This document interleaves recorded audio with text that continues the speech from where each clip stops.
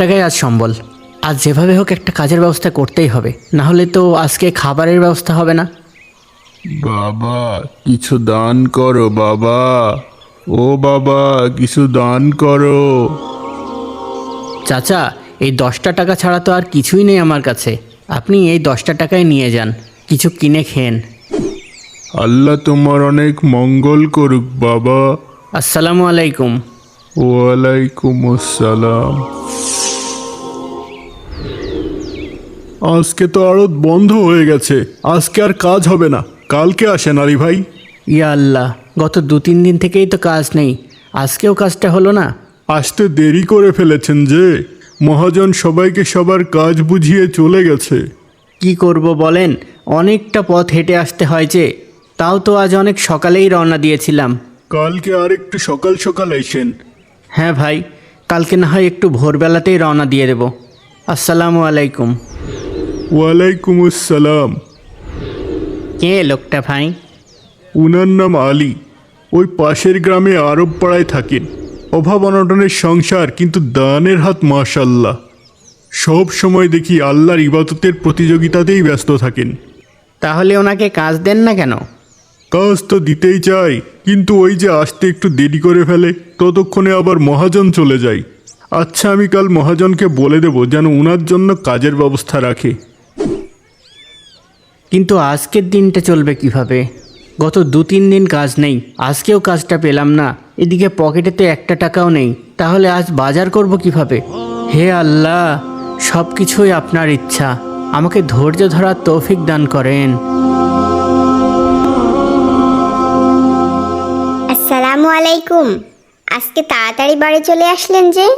ওয়ালাইকুম আসসালাম। বাজারে আজ কোনো কাজ পাইনি আয়শা।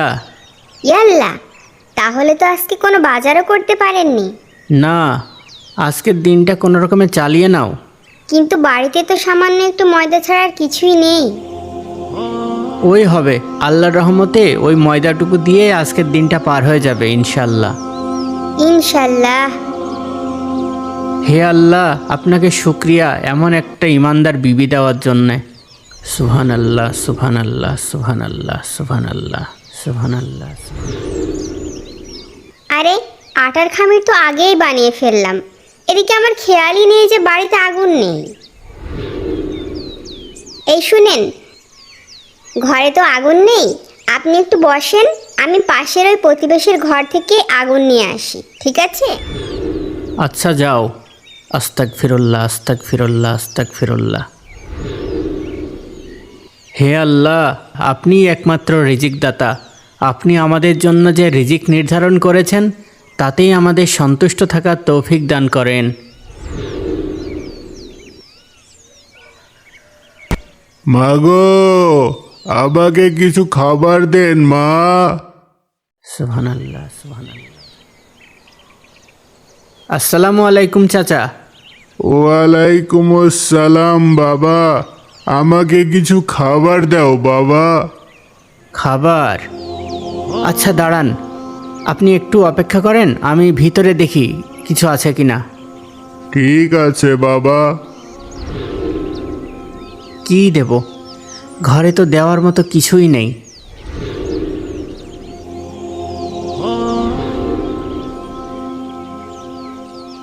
চাচা, এই আটার খামিরটুকু আপনি নেন, আপনাকে দেওয়ার মতো ঘরে আর কোনো খাবার নেই, থাকলে আপনাকে এই কষ্টটুকুও দিতাম না। আপনি এই আটার খামিরটা নিয়ে রুটি বানিয়ে খেয়ে নিয়েন, কেমন? আচ্ছা বাবা, আল্লাহ তোমার মঙ্গল করুক। আসসালামু আলাইকুম। ওয়ালাইকুম আসসালাম। হে মহান রব, আমার সমস্ত কাজই আপনার সন্তুষ্টির জন্য। আসসালামু আলাইকুম। ওয়ালাইকুম আসসালাম আয়েশা। বাইরে দাঁড়িয়ে আছেন যে, কোনো সমস্যা হয়নি তো আপনার? না না, কোনো সমস্যা হয়নি। পাশের বাসায়ও আগুন ছিল না, তাই আর এক প্রতিবেশীর ঘর থেকে আগুন আনতে একটু দেরি হয়ে গেল। চলেন ভিতরে চলেন, এক্ষুনি আপনাকে রুটি বানিয়ে দিচ্ছি।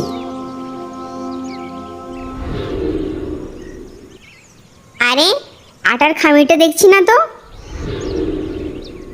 এখানেই তো রেখে গিয়েছিলাম, খামিটা আবার কোথায় গেল? এখানে যে খামিটা রেখে গেলাম, খামিটা কোথায়? কি হলো বলছেন না যে? আমার এক বন্ধু এসেছিল, আমাদের জন্য যেন রুটি বানিয়ে দেয়, এই জন্য তার হাতে আটার খামিরটা দিয়ে দিয়েছি। কি? কোন বন্ধুকে দিয়েছেন? আছে এক বন্ধু। এমন কোন বন্ধু আছে আপনার যে আটার খামি নিয়ে গিয়ে আপনাকে রুটি বানিয়ে পাঠাবে? আছে আছে, এটা আমার অনেক কাছের বন্ধু। কাছের বন্ধু? কতক্ষণ আগে দিয়েছেন বলেন তো? এই তো তুমি যাওয়ার একটু পরেই। কখন আসবে সে? এই তো রুটি বানানো হয়ে গেলেই আসবে। আচ্ছা ঠিক আছে। সুবহান আল্লাহ, সুবহান আল্লাহ, সুবহান আল্লাহ, সুবহান আল্লাহ, সুবহান আল্লাহ, সুবহান আল্লাহ। কি ব্যাপার, অনেকক্ষণ তো হয়ে গেল, কই কেউ তো রুটি নিয়ে আসছে না? আসবে আসবে। সত্যি করে বলেন তো, আপনি আটার খামিটা কাউকে দান করে দিয়েছেন তাই না? আমি খুব ভালো বন্ধুকে দিয়েছি খামিরটা, তুমি কোনো চিন্তা করো না আয়শা, সে নিশ্চয়ই রুটি বানিয়েই পাঠিয়ে দেবে। আপনার কথা কেমন ঘোলাটে লাগছে। নিশ্চয় আপনি আটার খামিটা কাউকে দান করে দিয়েছেন।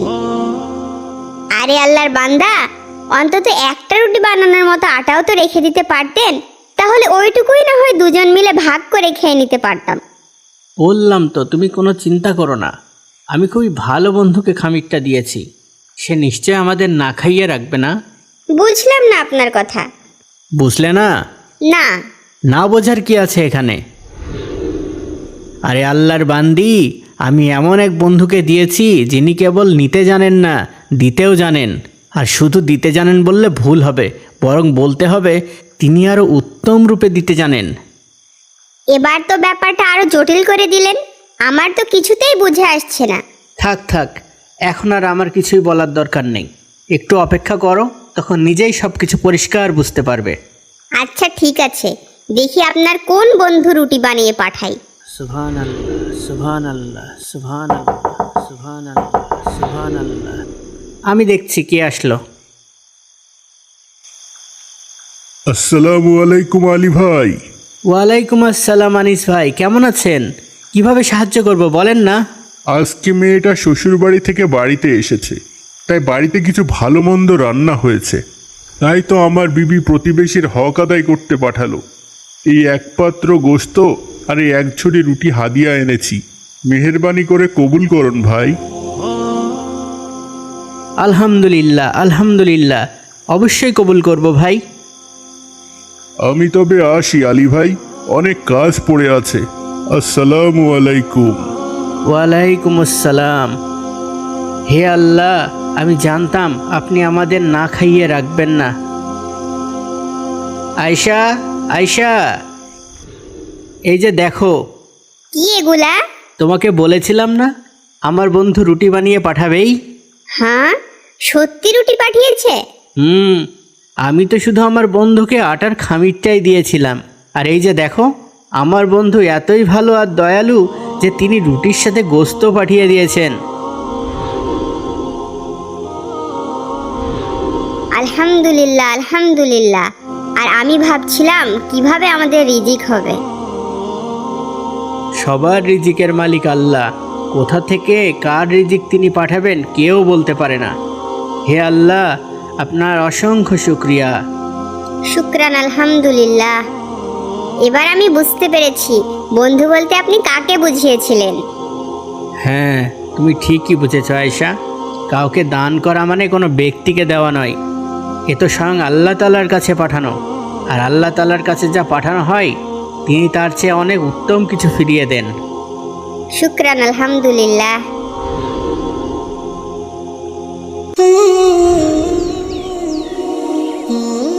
কি আলী ভাইয়ের বউ, আজ কি রান্না করলা? কি আর করবো বোন, ওই রোজ যা করি, ডাল ভাত আর সবজি। এইভাবে ঘাস ফুসার কতদিন?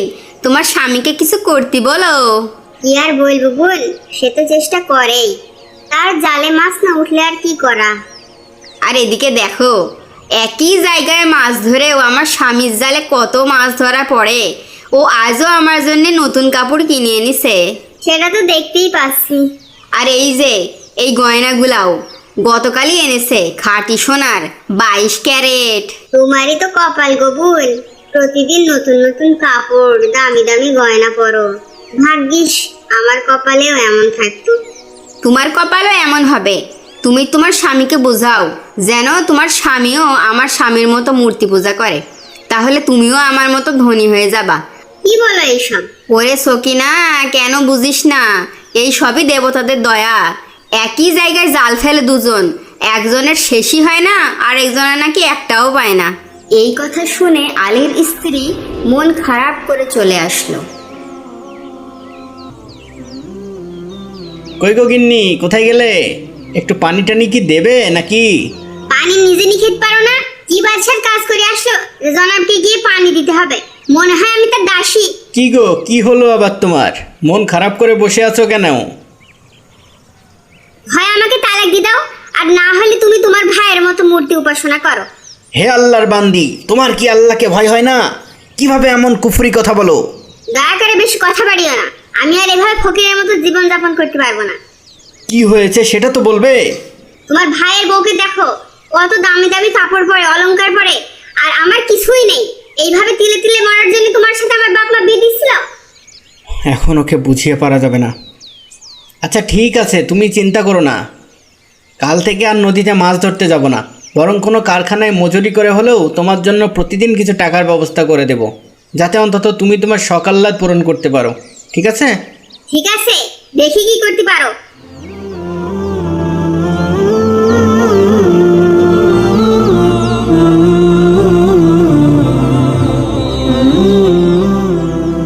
ভাই, একটা কাজ হবে? না না, হবে না।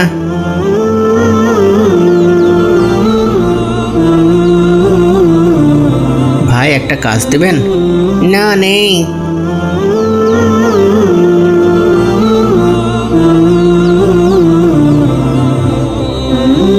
ভাই, একটা কাজ পাওয়া যাবে? নেই নেই, কোত্থেকে যে আসে সব।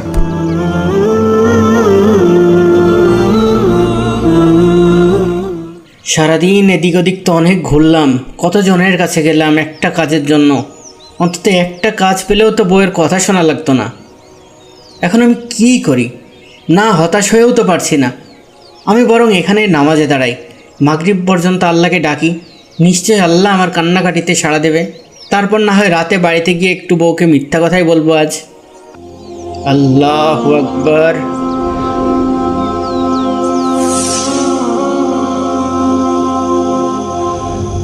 কোথায় ছিলা সারাদিন শুনি? বাদশার দরবারে ছিলাম।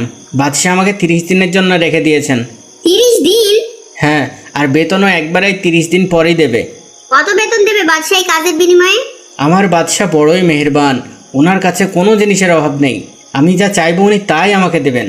তারপর প্রতিদিন আলী সেই নদীর তীরে এসে আল্লাহর ধ্যানে মগ্ন থাকত, আর রাত হলে বাড়ি ফিরে যেতেন। এভাবে এক এক করে 29টি দিন পার হয়ে যায়। এভাবে আর চালানো যায় না। তুমি যদি কাল সকালে আমার হাতে কাজের মজুরি না দিতে পারো, তাহলে কালই আমাকে তালাক দিয়ে দিবা, মনে থাকে যেন। ইয়া আল্লাহ, এখন আমি কি করি? আমি তো অনেক চিন্তায় পড়ে গেলাম। না, এভাবে আর হবে না। কালই কিছু একটা ব্যবস্থা করতে হবে।